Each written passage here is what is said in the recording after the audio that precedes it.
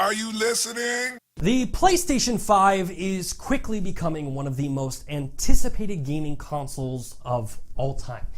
In fact, I have it on good authority that Santa is already fielding thousands of letters a week requesting this brand new console. Mainly because they're all from me. But as far as the PlayStation 5 goes, we've never seen it firsthand.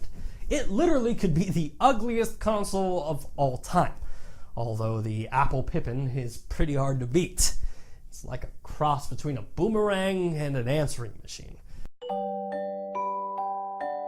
Hi kids. You might be wondering, gee Bryant, what's an answering machine? Well, you see, when I was a kid, when someone would call you and you weren't home, the answering machine would pick up, allowing the caller to leave a message on a tape. And for a deep dive on what's a tape, well, ask your parents. Anyway, getting back to PlayStation.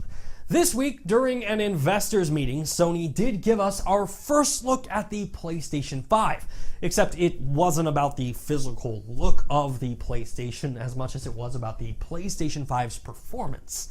Thanks to Takashi Mochizuki of the Wall Street Journal, who was present during the Sony's Investor Relations Summit, we got to see firsthand a technical presentation of the PlayStation 5.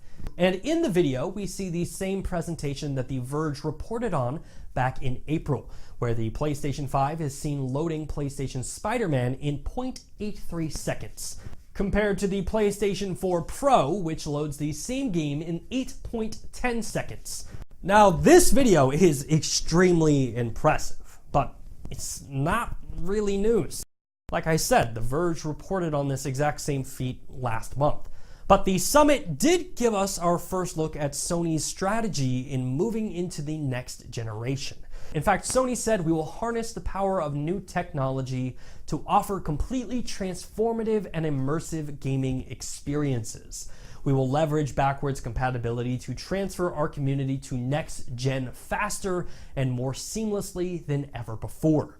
We provide stability of environment for content creators. Now, what is important to note here is that Sony wants to transition their customers to the next generation faster. And that's mainly due to the fact that the average PlayStation 4 owner has spent $700 over the life of ownership, whereas gamers who purchased the PlayStation 4 at launch have spent over $1,600 in the PlayStation 4 ecosystem.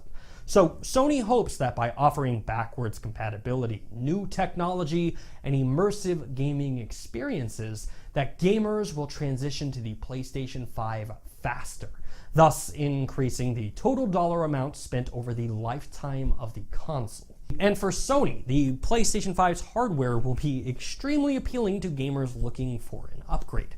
The PlayStation 5 will have a solid-state hard drive that will greatly increase the load times, 4K and 8K graphics support, an 8-core CPU, 3D audio, and the PlayStation 5 will also support ray tracing. All of these features will greatly build upon the possibilities for Sony's existing exclusives. I mean, if you thought that God of War, Horizon Zero Dawn, and Spider-Man were the peak of gaming excellence this generation, you haven't seen anything yet. But perhaps the biggest selling factor for the PlayStation 5 is Sony's focus on how gamers play.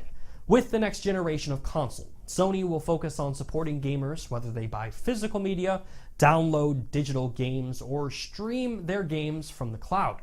In fact, Sony sees streaming games from the cloud becoming one of the biggest driving factors of the next generation. Sony described it as a massively enhanced PlayStation community, where enriched and shared PlayStation experiences can be seamlessly enjoyed independent of time and place, with or without a console. So while we don't know what the PlayStation 5 will actually look like, thanks to The Verge and this investors meeting, we can start to piece together exactly what owning a PlayStation 5 might be like. A console where you will experience games bigger and more beautiful than ever before. A console that not only supports the past through backwards compatibility, but also embraces the future through cloud-based gaming. A console that allows you, the gamer, not to be held by the restrictions of your couch as the only place you can play.